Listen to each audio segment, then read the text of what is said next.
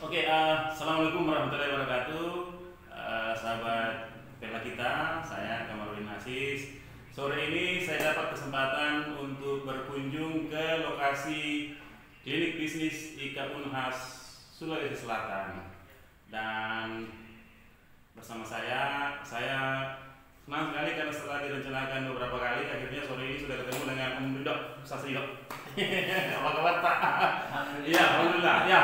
Ini saya tahu kalau beliau salah satu yang menghasilkan madu terbaik dari pegunungan atau perbukitan di Pangkajen di Kepulauan.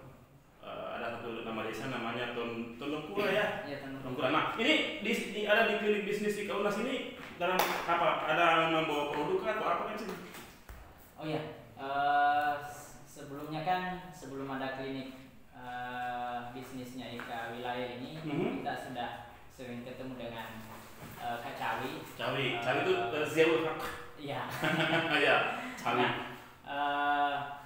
Sering bicara soal potensi-potensi yang bisa kita kembangkan, dan akhirnya karena saya akhirnya punya produk yang ini madu dengan kopi, akhirnya Kak Cawi bilang bagus kita kolaborasi, bagus juga kalau ada produk, teman-teman di Makassar tidak perlu menunggu 1-2 hari kemudian dia bisa dapatkan produk dari Pangkep misalnya. Jadi ada madu ya? Ini ya produknya ini madu. Ini madu al Tundungkuri. Apa nih? Apis mellifera. Tundungkuri apa nih? Tundungkuri. Ya. Jadi al Tundungkuri itu kalau dari kata Tondongkura yang nama desa. Iya, nama desa Tondongkura, kemudian diarabkan jadi al Tundungkuri, kan tidak ada o-nya kalau bahasa. Desa Tondongkura, Kecamatan Tondong Talasa, Kabupaten Pangkajen Kepulauan. Ya. Nah, terus kesini bawa produk ini saja. Ini ada juga kopi. Ini kopi asli dari Tondongkura ini kopi Liberica Kak. Liberica. Nah, Liberica biasanya kita perpaduan Robusta dengan Arabica. Jadi ada kopi di sana? Ada. Jadi tanamnya ini di dekat ada kebun beberapa keluarga di sana. Kemudian saya lihat ini mereka itu jualnya ke pasar. Jadi akhirnya orang tidak tahu kalau ternyata di Pangkep juga ada kopi. Nah, alhamdulillah ini sudah beberapa yang kopi apa namanya? Liberica. Kopi Liberica, kopi kebun Tondongkura. Ini sampai tahu bahwa ini Liberica bagaimana ceritanya? Jadi ada jenis daunnya. Kalau Liberica itu agak lebar daunnya. Jadi kita bisa lihat kopi itu dari kalau masih tanamannya kita bisa bedakan dari daunnya. Terus memilih klinik bisnis IKA Unhas untuk bisa membawa madu dan kopi ini pertimbangannya apa? Pertimbangannya selain dari pemasaran yang lewat online, kita butuh juga stokis yang orang Makassar. Kalau dia butuh hari ini dia bisa langsung dapat hari ini order, misalnya pakai gosen. Akhirnya seperti kemarin ada beberapa senior di saya, karena kan kadang sesekali saya posting di besar alumni Unhas, bilang gimana dapatnya kalau mau madu. Ada di klinik bisnis. Ada yang pesan begitu? Jadi ada di sini? Ada di order online? Ada beberapa teman junior saya, teman kuliah saya. Junior teman kuliah? Iya, yang di mana? Bapak dirimu kuliah di mana nih?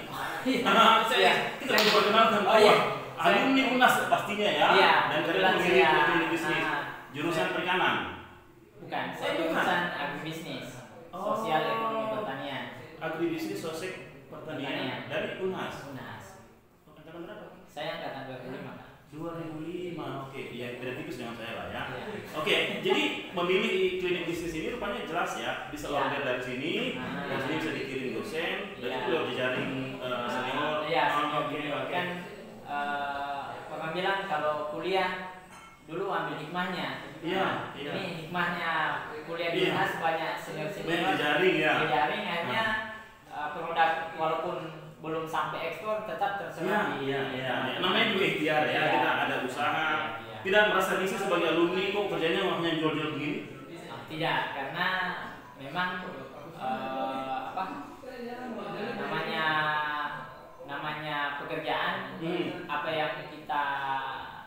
yang kita kerjakan, yang kita sukai, insya Allah itu akan dengan berlatar belakang mahasiswa alumni agribisnis, kemudian di Fakultas Rem Unhas, di Fakultas Pertanian, kemudian percaya diri memasok madu dan kopi. Ini seberapa optimis ke depan dengan adanya klinik bisnis di Unhas? Saya optimis sih, memang karena namanya ikatan keluarga alumni, ya pastinya ketika saya sendiri melihat kalau ada produk teman-teman yang kita butuhkan, ya mending saya beli punya teman, produknya teman. Dan beginilah kolaborasinya kita. Jadi apa yang teman-teman jual, apa produknya teman, itu yang kita butuhkan, itu yang kita.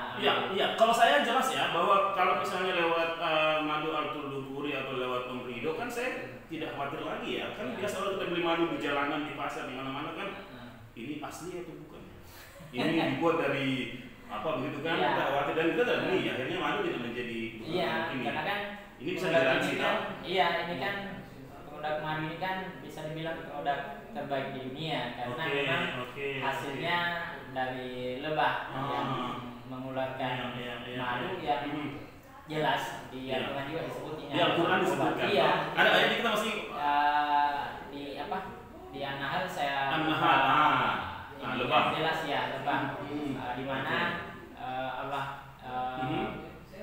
ini memberikan ke lebah untuk membuat sarang dan menghasilkan madu yang bermacam-macam. Yang memberikan manfaat dan kesehatan seperti itu. Oke.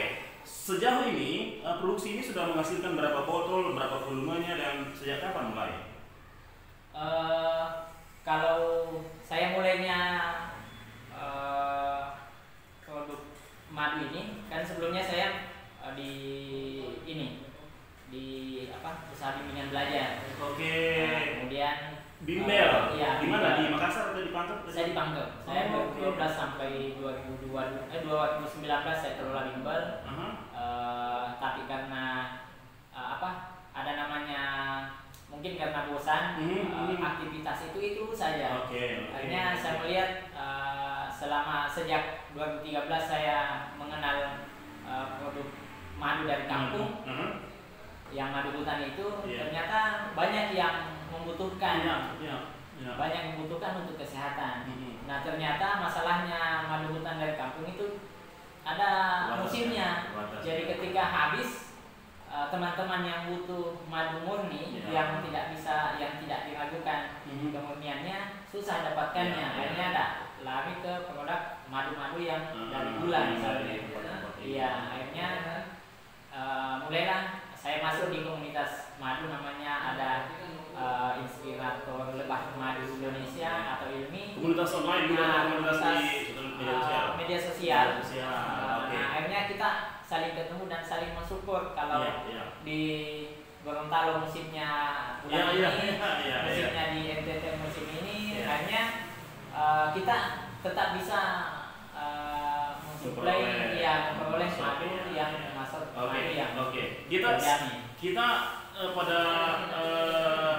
pada eksisnya klinik bisnis di UNAS ini kan pasti untuk mengayomi atau memberi ruang untuk alumni kan ya. Dan sudah ada rencana untuk ke depan ini kira-kira apakah mau membagi kapasitasnya misalnya teknik berbudidaya lebah atau memang ada agenda-agenda lain yang maksud di bisnis ikan nasional ini? Iya, yang pertama untuk perkembangan bisnis madu ini memang butuh yang namanya pasokan. Nah, kita untuk madu yang bisa dibudidaya itu kan ada 3 jenis, Apis mellifera. Ini ya? Iya, Apis trigona. Kemudian ada namanya Apis cerana. Itu yang kecil. Iya, yang kecil-kecil itu yang Apis trigona yang lumayan mudah untuk dibudidaya. Kebetulan saya juga budidaya di kebun. Nah, itu ada lokasi budidaya di Tondong Pura sana di Mangkep. Nah, masalahnya ya masih sedikit karena kan kita masih modal sedikit untuk memproduksi maksimum itu butuh modal kan ya. Butuh modal juga. Tapi untuk kondisi lingkungannya bahwa di Pangkep atau di Tondong Pura itu memang untuk misalnya apakah butuh hutan kah atau hamparannya seperti apa kah untuk budidaya madu trigona ini? Iya, kalau trigona kan dia bergantung di vegetasinya apa, pakannya apa di situ. Kalau musimnya berbunga rambutan, ya dia nektarnya rambutan, warnanya juga agak cerah. Nah, memang cocoknya kalau trigona itu di sekitar hutan atau ada perkebunan begitu. Berarti kalau demikian, kalau kita membudidaya trigona, bisa saja nanti ada semacam menanam tanaman-tanaman tertentu yang bisa menjadi koeksis begitu ya. Kalau di kampung saya itu di Tondong Pura kan banyak tanaman akasia. Tanaman akasia itu bisa berbagai sumber mengatakan kalau akasia itu nektar terbaik nomor 5 di dunia, dan di Indonesia tahun 2008 saja saya lihat datanya itu ada 1,2 juta tanaman akasia di Indonesia. Betapa potensi untuk budidaya madu itu di Indonesia dengan nektar akasia ya. Di samping banyak tanaman-tanaman lain yang memang sangat bagus untuk budidaya ini. Nah, ini obrolan kita tentang bagaimana alumni itu memanfaatkan jejaring atas nama Ikatan Alumni dan klinik bisnis ini saya kira hadir dan memang mendapat respon positif dari alumni seperti Ridho. Nah, saat ini saya dengar ini kan menjadi pusat edukasi nih klinik bisnis komunitas. Mungkin ada yang mau disampaikan harapan-harapannya kira-kira? Harapan saya untuk ini klinik bisnis IKA Unhas ya memang butuh namanya Ikatan Alumni Universitas ada ilmunya di situ, ada yang bisa dibagi ke masyarakat bagaimana misalnya pemberdayaan budidaya lebah trigona, bagaimana supaya adalah tambahan potensi ekonomi di masyarakat ketika IKA UNAS misalnya memberikan pelatihan bagaimana caranya membudidayakan, bagaimana caranya termasuk juga kopi kan dari hulu ke hilir kan butuh proses yang cukup, butuh ilmu juga untuk menghasilkan produk terbaik. Dan Om Ridho kan memang latar belakangnya agribisnis ya, jadi dengan adanya itu tertantang untuk mencari inovasi-inovasi komoditi atau produk-produk pertanian, perkebunan yang bisa ini. Memang masuk agribisnis, bagus ini karena ada bisnisnya. Jadi memang sejak kuliah tidak terpikir untuk menjadi karyawan apa ya nanti. Karena memang sejak selesai, saya lumayan lama kuliah. 2005 masuk, keluar itu 2011 akhir, jadi 13 semester saya kuliah. Dan sejak kuliah kerja sampai 2023, kalau bisa dibilang ada 12 tahun saya bekerja itu, mungkin hanya 1 tahun saya kerja sebagai karyawan, sebagai ini. Selebihnya saya kerja apa yang bisa dikerja, apa yang semangatnya. Saya suka itu yang ini. Di rumah tinggal dengan siapa? Kalau di rumah saya dengan istri sementara 4 anak. 4 anak? Iya. Oke. Dan percaya yakin bahwa dengan usaha ini bisa menghidupi keluarga? Ya alhamdulillah, saya pernah bandingkan karena saya pernah jadi konsultan di salah satu kementerian selama hampir 1 tahun. Saya bandingkan pendapatan yang bisa saya gunakan untuk menghidupi keluarga dengan saya tinggalkan itu kemudian fokus di bisnis, itu hampir sama saja. Jadi namanya rezeki sudah terukur, tidak akan tertukar, dan betul apa yang kita ikhtiarkan, kalau kita serius, bisa lah. Dan ini boleh disebut mungkin permulaannya, dalam arti bahwa mulai mengolah atau memasarkannya dengan mungkin manajemen baru atau apa. Kita belum ini sebenarnya. Kalau UMKM itu kita butuhnya sistem pemasaran, namanya juga sekarang teknologi informasi. Sama itu sekarang kan bagaimana kita menguasai teknologi untuk pemasaran lebih luas lagi ya.